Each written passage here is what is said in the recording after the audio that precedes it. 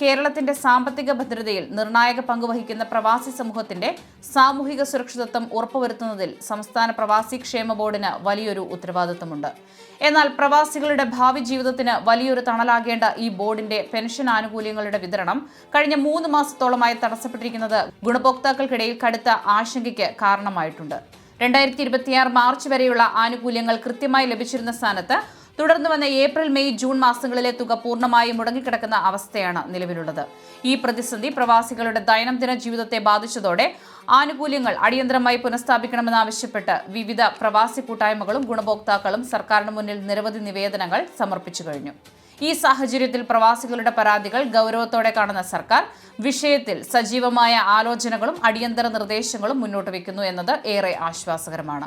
മാത്രമല്ല, കഴിഞ്ഞ ദിവസങ്ങളിൽ നിയമസഭയിൽ നടന്ന ചോദ്യോത്തരവേളയിൽ പ്രവാസി ക്ഷേമ ബോർഡിന്റെ പ്രവർത്തനങ്ങൾ കൂടുതൽ കാര്യക്ഷമമാകുമെന്നും കാലോചിതമായ പരിഷ്കാരങ്ങളിലൂടെയും മാറ്റങ്ങളിലൂടെയും പെൻഷൻ വിതരണം യാതൊരു തടസ്സവുമില്ലാതെ കൃത്യമായി മുന്നോട്ട് കൊണ്ടുപോകുമെന്നും സംസ്ഥാന സർക്കാർ ഔദ്യോഗികമായി ശക്തമായി ഉറപ്പു നൽകിയിട്ടുണ്ട്.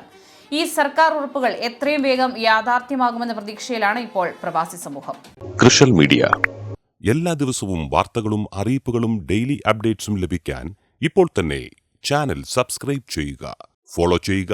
നിങ്ങളുടെ ലൈക്കും ഷെയർ നൽകി ഞങ്ങളെ സപ്പോർട്ട് ചെയ്യുക. നിങ്ങളുടെ അഭിപ്രായങ്ങൾ കമന്റ് ബോക്സിൽ രേഖപ്പെടുത്തുക.